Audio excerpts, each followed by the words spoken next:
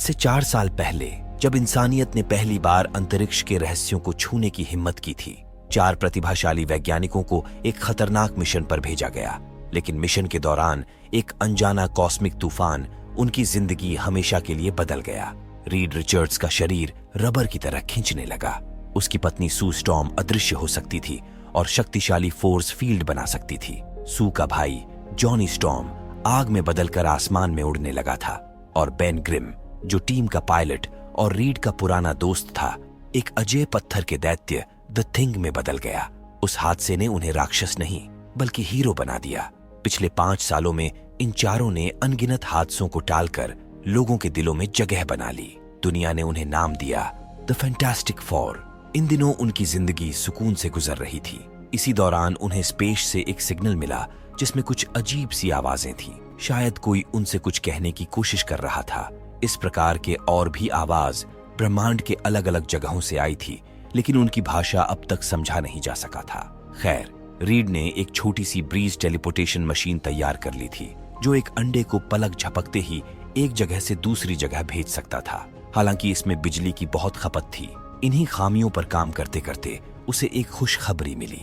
वो और 100 सालों से प्रेगनेंसी की कोशिश करके थक चुके थे, लेकिन रिजल्ट नहीं मिला और जब उम्मीद छोड़ दिए तो ईश्वर ने उनकी सुन ली।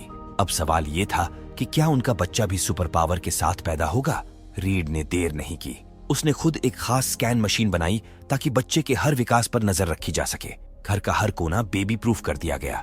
इतना ही नहीं, उसने शहर के हर आपराधिक संगठन का पता लगाया और उन्हें खत्म करवाकर पूरा शहर ही बेबी प्रूफ बना दिया।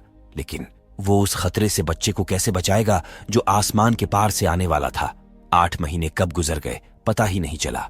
इस बीच उनका बच्चा बिल्कुल अच्छे से ग्रो कर रहा था, लेकिन उसी शाम आसमान अचानक सिल्वर चमक से जगमगा उठा। वो एक एलियन थी जिसका नाम सिल्वर सर्फर था। वह कॉस्मिक एनर्जी को सोख कर उसका इस्तेमाल कर सकती थी। उसका कॉस्मिक बोर्ड प्रकाश से भी तेज गति से ट्रैवल कर सकता था, जिस पर सवार होकर वो पृथ्वी के लोगों के बीच आई थी। शहर के लोग किसी एलियन को देख बिल्कुल हैरान नजर आ रहे थे। तभी उसने कहा, मेरे आका ने एक पैगाम भेजा है। वो भूखे हैं और अगला शिकार पृथ्वी है। इस ग्रह की मौत लिख दी गई है। अपनों के साथ वक्त बिताओ, हर लम्हे को जी भर के जी लो, क्योंकि वक्त अब कम बचा है। ये फरमान है गैलेक्टस का, जो पूरे ब्रह्मांड के स्वामी है। इतना बताकर वो प्रकाश की गति से वापस लौट गई। जॉनी ह्यूमन टॉर्च में तब्दील होकर फौरन उसका पीछा किया और उसका कॉस्मिक बोर्ड पकड़ लिया। और तब सिल्वर सर्फर ने उसकी आंखों में आंखें डालकर बड़े प्यार से कुछ कहा और एक झटके में वापस ब्रह्मांड की गहराइयों में खो गई। प्यार से बात करने वाली इस घटना पर जॉनी के साथ ही उसका मजाक उड़ाने लगे। बेन ने तो यहाँ तक कह दिया, शायद वो तुझ पर फिदा हो गई होगी और जाते जाते आई लव यू मोर कह गई होगी। वैसे उसके इस धमकी में कितनी सच्चाई थी। दुनिया भर के वैज्ञानिकों ने इस पर रिसर्च की तो चौंकाने वाला सच सामने आया। अलग अलग सोलर सिस्टम के 5 ग्रह पहले ही तबाह हो चुके थे। रीड को उन सभी ग्रहों पर सिल्वर सर्फर के हीट सिग्नेचर मिले, यानी जिन ग्रहों पर सिल्वर सर्फर गई थी वे पूरी तरह से बिखर चुके थे।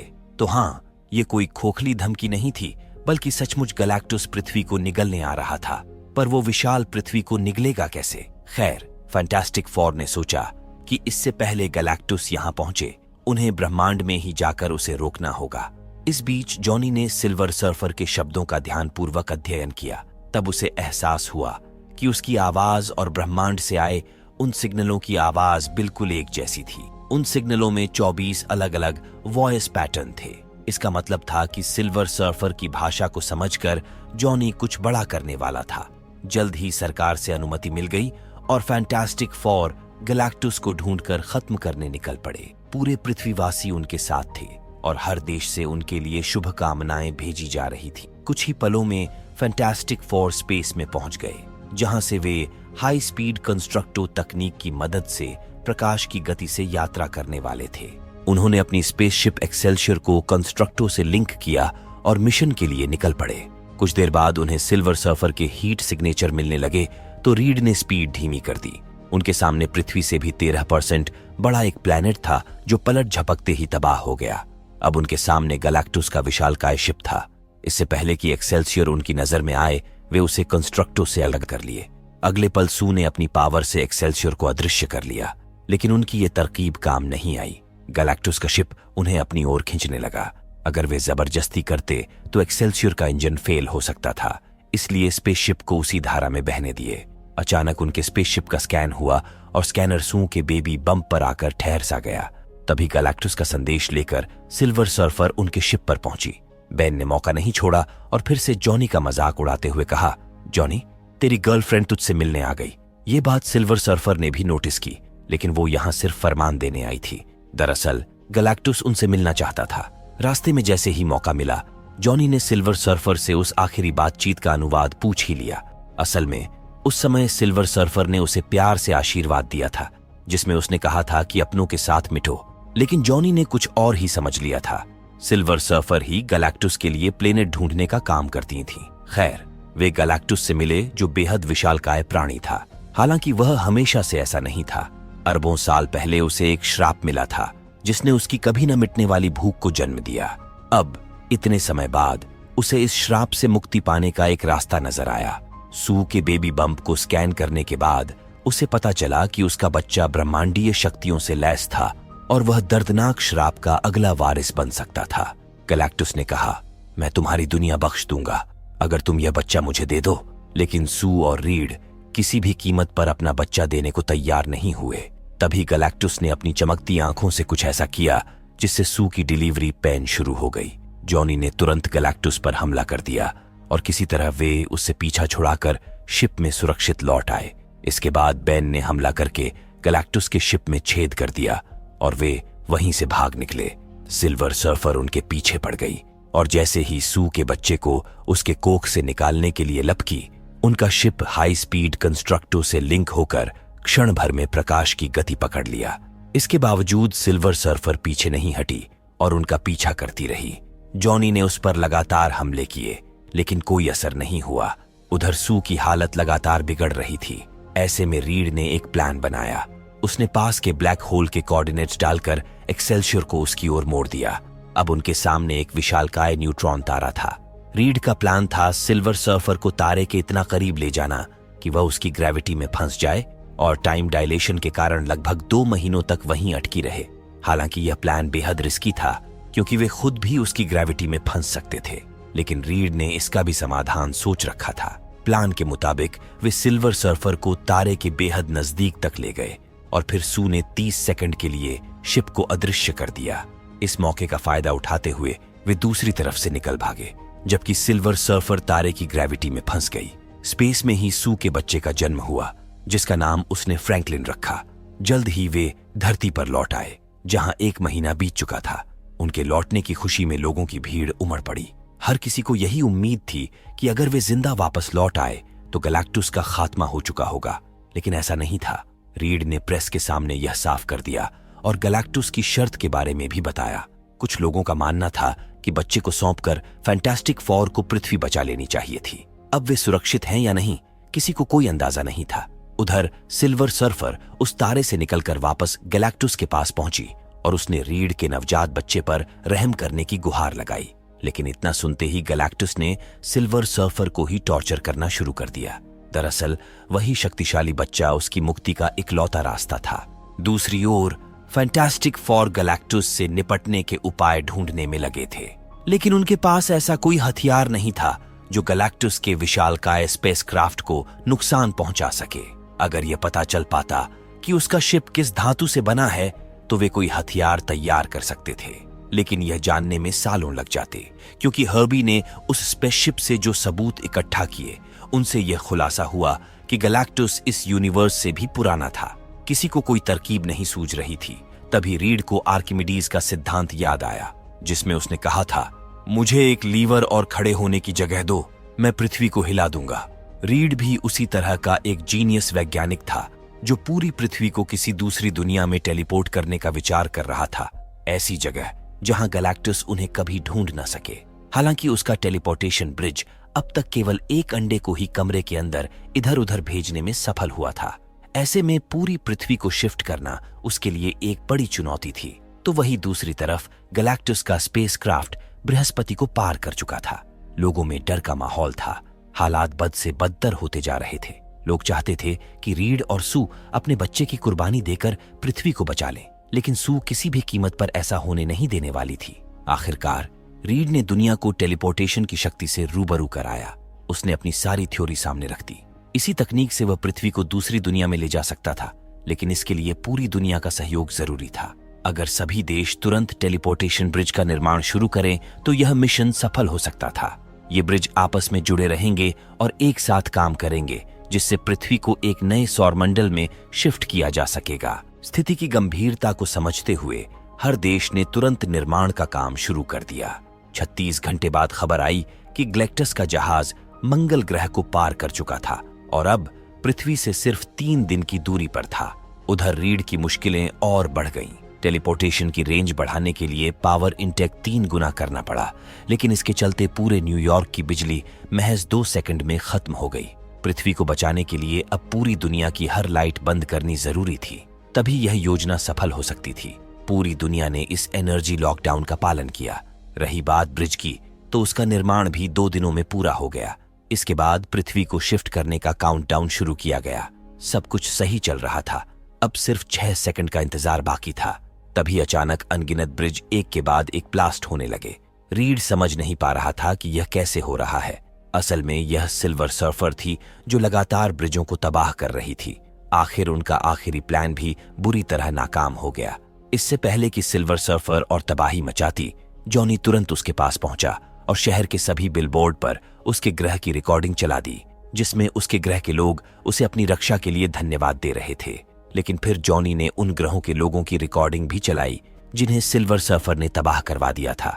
वे लोग चीखते चिल्लाते उससे जान की भीख मांग रहे थे और यह सब सिल्वर सर्फर की ही भाषा में था, क्योंकि जॉनी ने उसकी भाषा को समझकर अंतरिक्ष से आई सभी रिकॉर्डिंग्स को उसकी भाषा में ट्रांसलेट कर लिया था। उन चीखों को सुनकर सिल्वर सर्फर वहां से भाग निकली। सालों पहले जब गैलेक्टस उसके ग्रह को निगलने आया था, तब अपने ग्रह को बचाने के लिए सिल्वर सर्फर ने उसकी गुलामी स्वीकार कर ली थी। लेकिन इस सौदे में उसने कई ऐसे ग्रह गैलेक्टस को सौंप दिए जिन पर जीवन मौजूद था। अब इस खतरे से निकलने का उनके पास सिर्फ एक ही तरीका था। जिस तरह अपने ग्रह को बचाने के लिए सिल्वर सर्फर ने अपनी कुर्बानी दी थी, उसी तरह इस बार रीड के बच्चे की कुर्बानी देकर पृथ्वी को बचाया जा सकता था। इस पर जॉनी ने कहा कि उसकी जगह मुझे ले जाओ, लेकिन ऐसा करना सिल्वर सर्फर के बस में नहीं था। वो बच्चे को लेकर इस ग्रह से भाग जाए, इसी में उनकी भलाई थी। काफी सोच विचार के बाद रीड को एक आइडिया आया।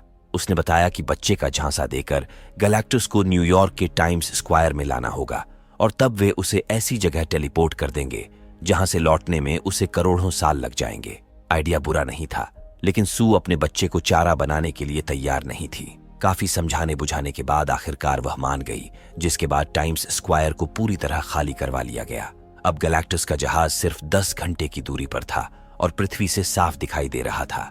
प्लान के मुताबिक अगली सुबह बच्चे को न्यूयॉर्क टाइम्स स्क्वायर के टेलीपोर्टेशन ब्रिज पर रख दिया गया और फैंटास्टिक फोर ने अपनी अपनी पोजीशन ले ली। फिर वह आया, गैलेक्टस। उसके पानी में उतरते ही सुनामी जैसी लहरें उठ पड़ीं। उसने दूर से ही बच्चे को स्कैन कर लिया और उसकी ओर बढ़ चला। जब वह बच्चे के करीब पहुंचा, फैंटास्टिक फोर ने उस पर हमला कर उसका ध्यान भटकाने की कोशिश की। इस बीच मौका देखकर जॉनी बच्चे को लेकर घर भाग गया और रीड ने वहां डुप्लीकेट इन्फेंट कैरियर रख दिया। लेकिन उनकी यह चाल काम नहीं आई। गैलेक्टस ने टेलीपोर्टेशन त्रिकोण में कदम रखने से पहले ही खतरे को भांप लिया। उसने स्कैन किया और बच्चे की असली लोकेशन का पता लगा लिया। वह उसी ओर बढ़ चला। फिर क्या था, फैंटास्टिक फोर उस पर कहर बनकर टूट पड़े। लेकिन पता नहीं वह किस धातु का बना था। आग का भी उस पर कोई असर नहीं हो रहा था। बेन को उसने एक झटके में अंतरिक्ष में फेंक दिया। शुक्र था कि जॉनी उसके पीछे था, वरना उसकी कहानी यहीं खत्म हो जाती। इधर सू अपने बच्चे तक पहुंचने की कोशिश कर रही थी, लेकिन गैलेक्टस ने उसकी कार का बुरा हाल कर दिया। टक्कर में सू बेहोश हो गई। अब सब कुछ रीड पर था। उसने भी गैलेक्टस से 2-2 हाथ किए, लेकिन उसका भी अंजाम बाकियों जैसा ही हुआ। बल्कि गैलेक्टस तो उसे रबर की तरह खींचता चला जा रहा था और ये करके उसे मजा भी आ रहा था। इधर तब तक जॉनी और बेन लौट चुके थे। उनकी स्पीड इतनी तेज थी कि उन्होंने मौके का फायदा उठाकर गैलेक्टस के मुंह पर करारा प्रहार किया। रीड उसके चंगुल से छूटकर नीचे गिर पड़ा, लेकिन लाख कोशिशों के बावजूद वे उसे रोक नहीं पाए। गैलेक्टस ने उनके घर का सिक्योरिटी सिस्टम पलक झपकते ही तबाह कर दिया और फ्रैंकलिन को अपनी गिरफ्त में ले लिया। सू अब होश में आ चुकी थी। उसने अपने बेटे को गैलेक्टस के पास देखा तो गुस्से में अपनी पूरी ताकत झोंक दी। एक बेहद शक्तिशाली फोर्स फील्ड ने गैलेक्टस पर दबाव बनाना शुरू किया। गैलेक्टस किसी भी हाल में बच्चा वापस करने वाला नहीं था, लेकिन सू की शक्ति का दबाव वह ज्यादा देर तक सह नहीं सका और पीछे हटने लगा। कुछ पल तक सब कुछ उनके पक्ष में था। जॉनी कंट्रोल संभाल रहा था, रीड बच्चे को बचाने में लगा था, लेकिन फिर अचानक सू की ताकत कमजोर पड़ने लगी। तभी बेन ने कमाल कर दिखाया। उसने वहां की सबसे ऊंची बिल्डिंग के पिलर तोड़ दिए, जो सीधे गैलेक्टस के ऊपर जा गिरे। इस अप्रत्याशित हमले से लड़खड़ाता हुआ गैलेक्टस टेलीपोर्टेशन ब्रिज के अंदर जा पहुंचा। जॉनी ने तुरंत टेलीपोर्टेशन एक्टिवेट किया। पोर्टल खुला, सिर्फ 37 सेकंड के लिए। इस बीच सही मौके पर रीड ने फ्रैंकलिन को गैलेक्टस से छीन लिया। अब गैलेक्टस पोर्टल के अंदर था, लेकिन उसकी शक्ति इतनी ज्यादा थी कि उसे 37 सेकंड तक वहां रोक पाना नामुमकिन लग रहा था। जॉनी ने फैसला कर लिया, वो अपनी जान कुर्बान करेगा। वह पूरी रफ्तार से गैलेक्टस की ओर बढ़ा। तभी सिल्वर सर्फर आ गई। उसने गैलेक्टस पर इतना जोरदार प्रहार किया कि वह संभल नहीं सका। अगले ही पल पोर्टल बंद हो गया। गैलेक्टस और सिल्वर सर्फर दोनों यूनिवर्स के आखिरी छोर पर जा पहुंचे। वहां से अपने जहाज के बिना गैलेक्टस का लौटना नामुमकिन था, लेकिन इधर सू की हालत नाजुक थी। नब्ज चेक की गई, वो मर चुकी थी। रीड ने लाख कोशिश की, पर उसकी धड़कनें वापस नहीं आई। उसका बेटा मां के पास जाने के लिए छटपटा रहा था। रीड ने उसे सू के ऊपर रखा और तभी कुछ चमत्कार हुआ। फ्रैंकलिन की अद्भुत शक्तियों ने उसकी मां की सांसें लौटा दी। एक बार फिर फैंटास्टिक फोर ने दुनिया को मिटने से बचा लिया। लोग खुशी से झूम उठे। 3 साल बाद हम डॉक्टर डूम को फ्रैंकलिन के पास देखते हैं। इसके बाद खुलासा होता है फैंटास्टिक फोर अब लौटेंगे एवेंजर्स डूम्सडे में। तो दोस्तों, ये थी कहानी फैंटास्टिक फोर 2025 की। उम्मीद है ये सफर आपको रोमांचक लगी होगी।